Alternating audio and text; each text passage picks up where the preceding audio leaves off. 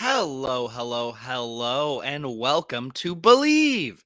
That's BLEAV in Lions, right here on the Believe Podcast Network. I'm your host, as always, at Cavanagh87, Jack Cavanagh, and I am here to wish you a happy holidays and unfortunately recap another Lions loss.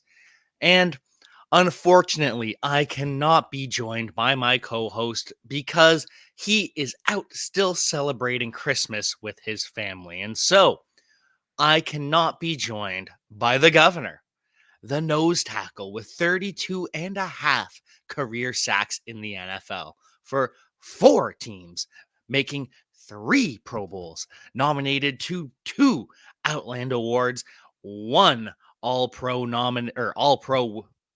award, and a partridge in a pear tree.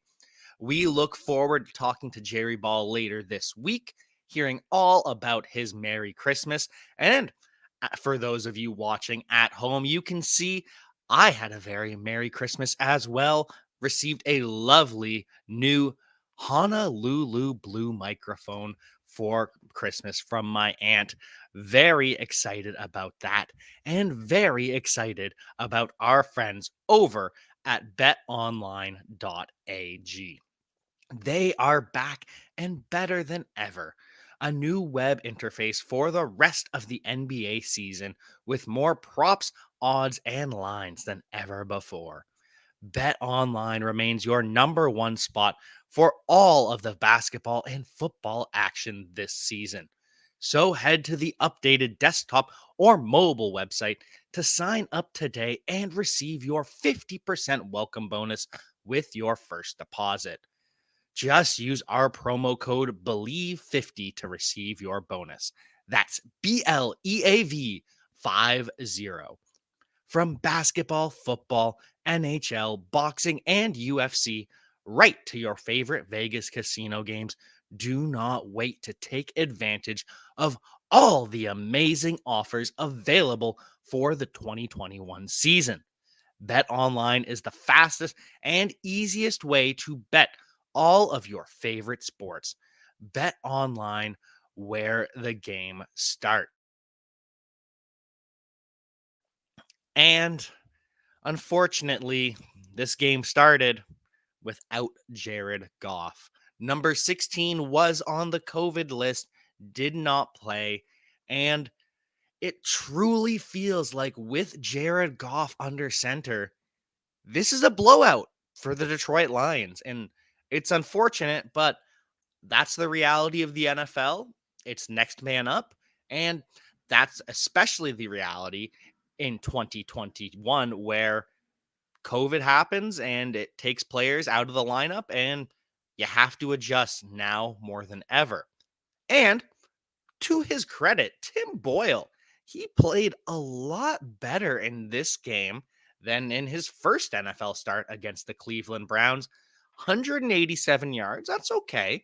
He throws a touchdown pass and almost has a game winning drive at the end. Ultimately, he does throw an interception to the Falcons. Foye Aluakun. Disappointing end, but he took credit for it at the end of the game. He said, based on the alignment, he was mixed up if it was man or zone. He ended up throwing to the zone side instead of the man side, and it burned him.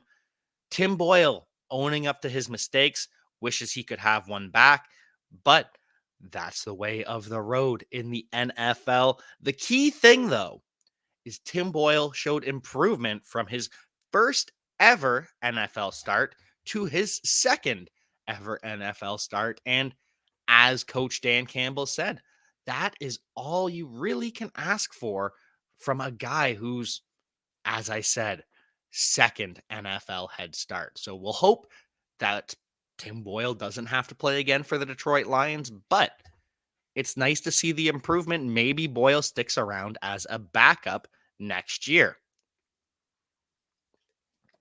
One of the other things that Dan Campbell said really hurt the offense, though, and is going to go under the radar, Jason Cabinda, The fullback slash tight end slash special teamer, the former linebacker, the former practice squad defensive end that would give a rookie Taylor Decker fits. Yes, Jason Cabinda leaves the game, and that is what Dan Campbell says really changed the way the offense looked. And then Shane Zylstra, the tight end 2/3, he ended up being carted off as well. So only one tight end, no fullback. It really limited the formations that the Lions could run, and it changed their entire game plan. However, still had plenty of success, especially on that fourth down throw by the punter. Yes, Jack Fox is truly one of the most underrated weapons in the NFL. He has a golden leg, and as an all state quarterback in high school, he has a pretty decent arm as well. Throws it way to the outside, picks up the first down on a 21-yard gain. Love to see that, and love to see the continued development of Amon-Ra St. Brown. 9 receptions, 91 yards, and a touchdown. They've also started running him the ball. They've started lining Amon-Ra St. Brown up in that single wing. They're running a little bit of single wing counter. If you went to my high school, when we ran the double wing, we called it superpower, whatever you want to call it. Amon-Ra St. Brown, between the tackles grinder. Who'd have thunk it? He looked pretty damn good running the ball, catching the ball. Amon-Ra St. Brown is a supreme talent, and I can't wait to see what happens for him. For now, though, 110 yards from scrimmage, and Amon-Ra St. Brown is the second receiver in Lions history. Yes, that's right. Number 2 all time for the Detroit Lions to have 8 or more receptions in 4 consecutive games. Only other player to do it? It wasn't Golden Tate, wasn't Brett Perriman, wasn't Herman Moore. It was Calvin Johnson. Calvin Johnson, Amon-Ra St. Brown, the only Lions in history with 4 games in a row of 8 or more receptions. Hats off to Monday night Amon-Ra. Love to see it from him. And I think we have finally found our star wide receiver going forward. What I don't love, though, no DeAndre Swift again. DeAndre Swift misses his 4th game now with the shoulder injury. And I do appreciate that the Lions are not rushing DeAndre Swift back. All logic says that you cannot rush DeAndre Swift back. He is the star of your team. DeAndre, Amon-Ra, they are the future of this offense. So I understand it. But as a fan and as a fantasy football player, I really wanted to see DeAndre Swift out there. It makes my Sundays better when number 32 is on the field for the Detroit Lions. One of the best running backs in the NFL. It's just a joy to see him on the field.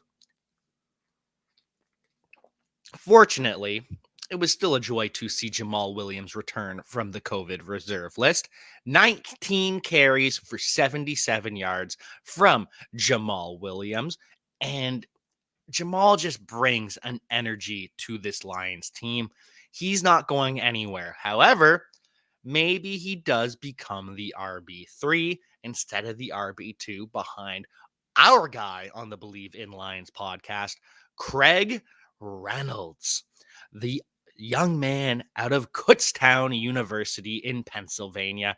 Now, he's not particularly effective, only 11 carries, and he doesn't gain that many yards. He only averages about 2.5 yards per carry. Not particularly effective, but it's his work in the receiving game, as always. Gains 30 yards on 3 receptions. Craig Reynolds is a jitterbug out of the backfield. He and DeAndre Swift are going to work very well in the explosive aspects of 2022 Detroit Lions football. You have Jamal Williams there to grind out the tough carries, the short yardage. You gotta like what you're gonna see from Detroit Lions run game going forward. Today, 33 carries, 130 yards, and the Falcons defense really didn't look particularly impressive against a backup quarterback, missing several offensive linemen, missing their top running back. You'd have thought that the Falcons defense would have come out a little bit stronger. No sacks for the Falcons defense, only 3 tackles for loss in the entire game.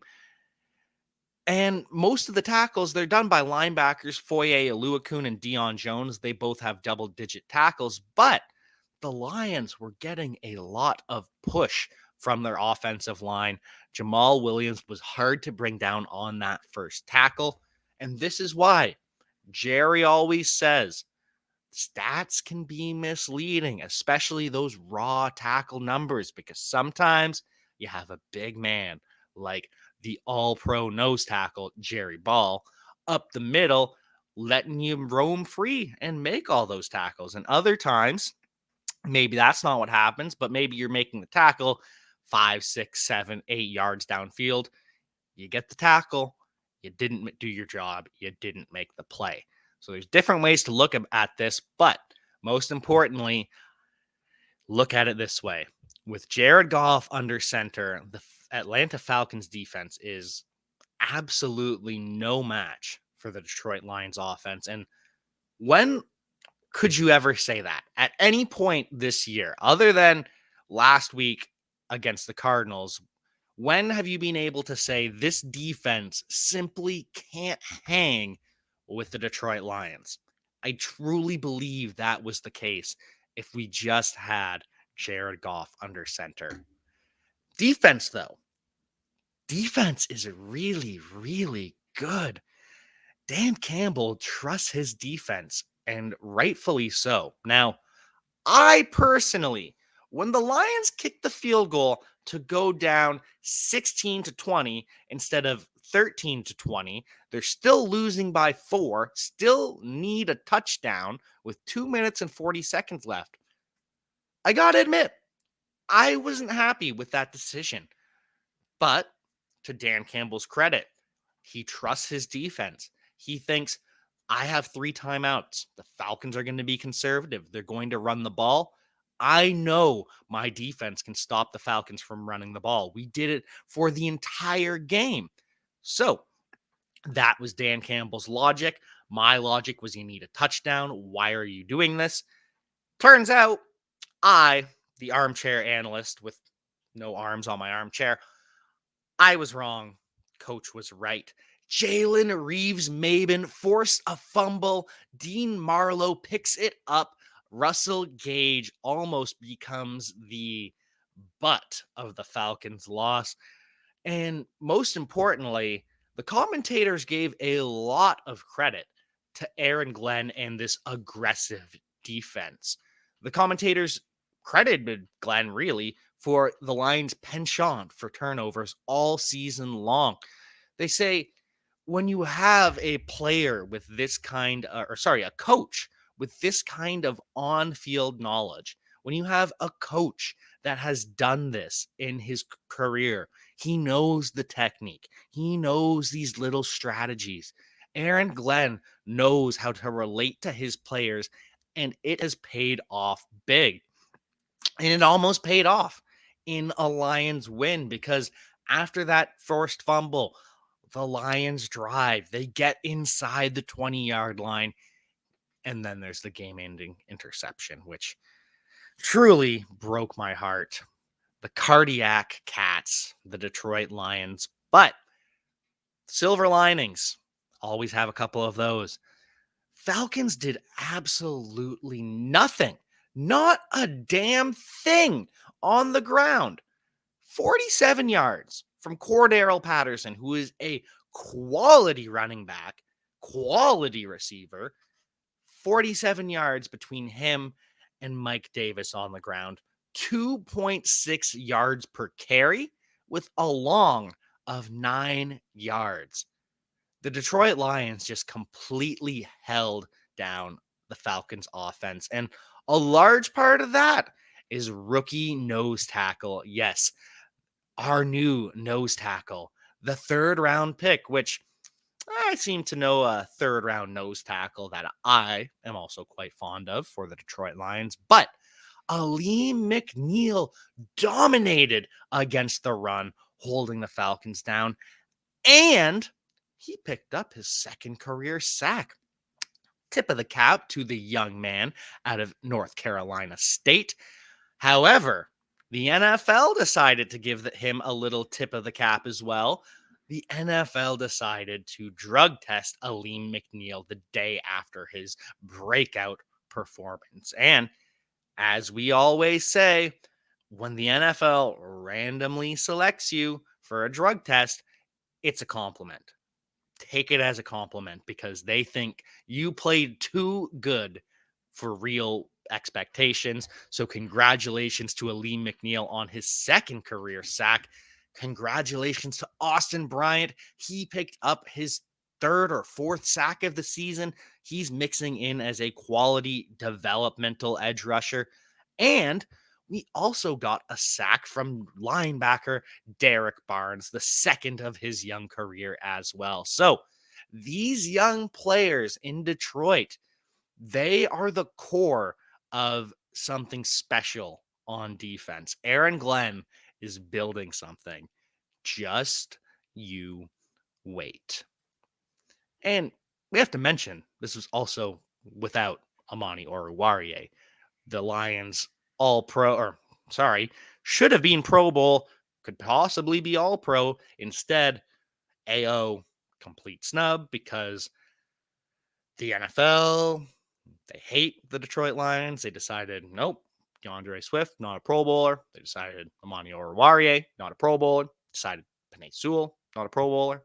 Decided that Jack, you need to shut up. You need to stop complaining about the Lions Pro Bowl snubs. I will not.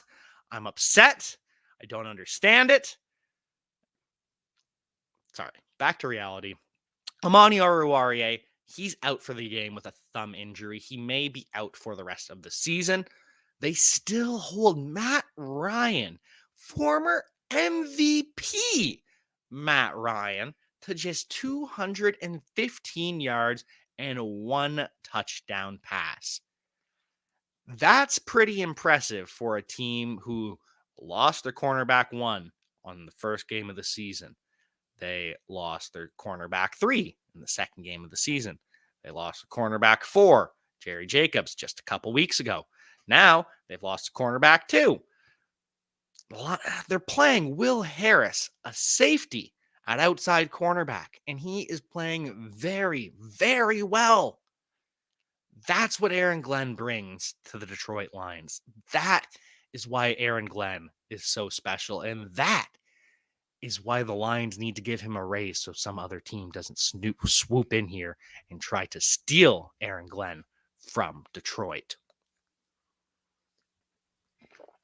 As for the Falcons' offense, how they match up with our dominant defense, really, there's only one player to talk about. We mentioned Matt Ryan. He's okay.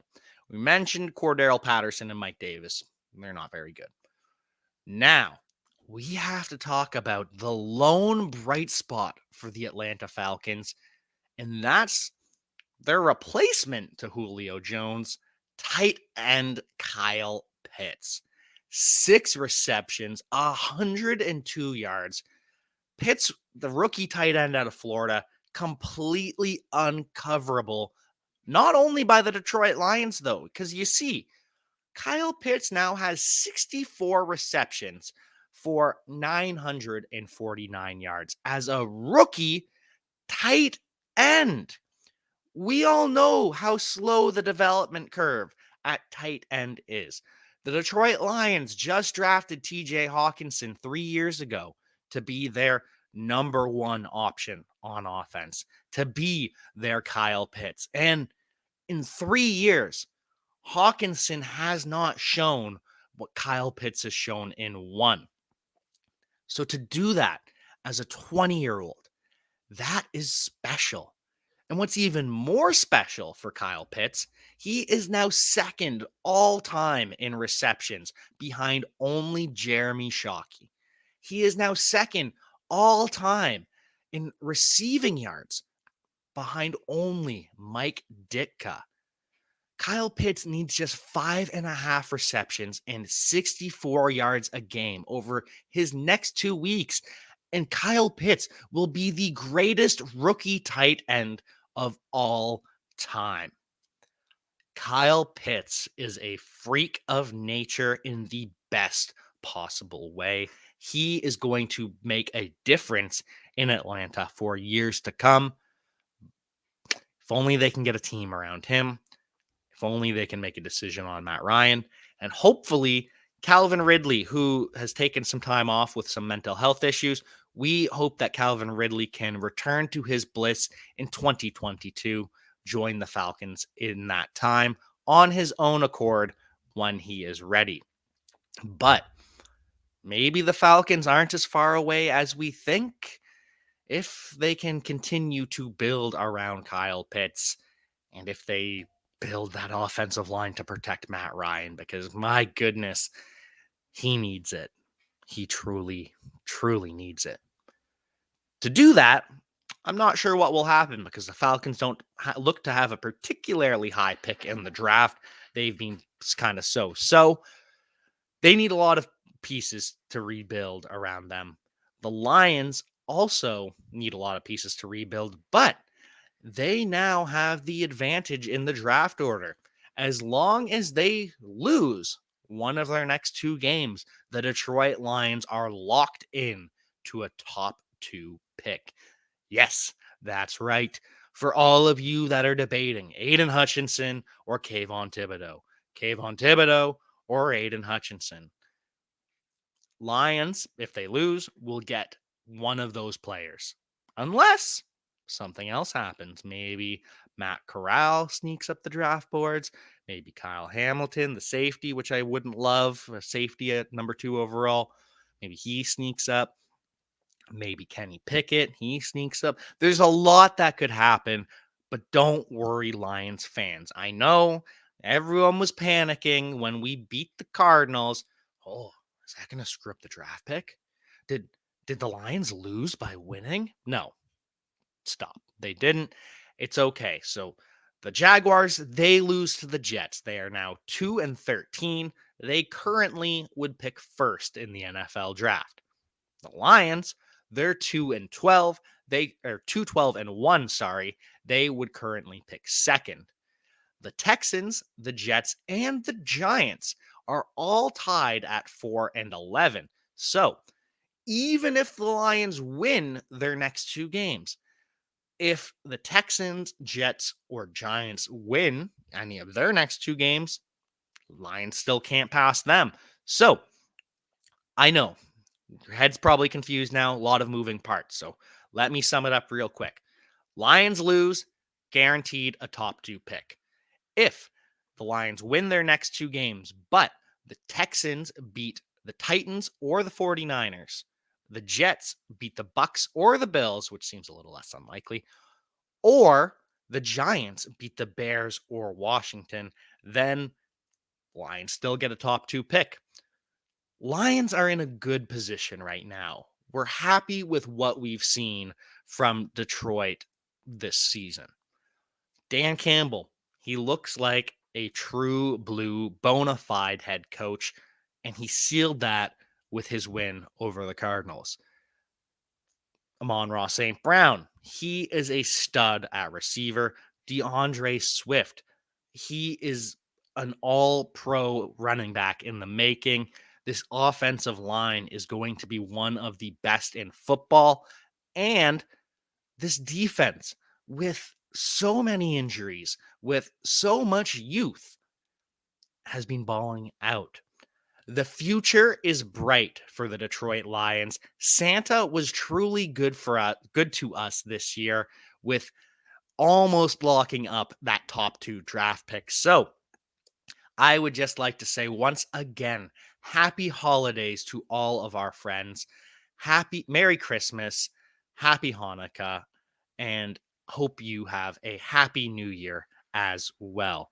And so make sure you check out our friends over at betonline.ag for all of the betting action this coming new year season. But we will talk to you once more before then. So, for myself and for Lions 3-time Pro Bowl nose tackle Jerry Ball, I would just like to say thank you for tuning in this Christmas season. And with that, I will break it down. 1, 2, 3. We believe.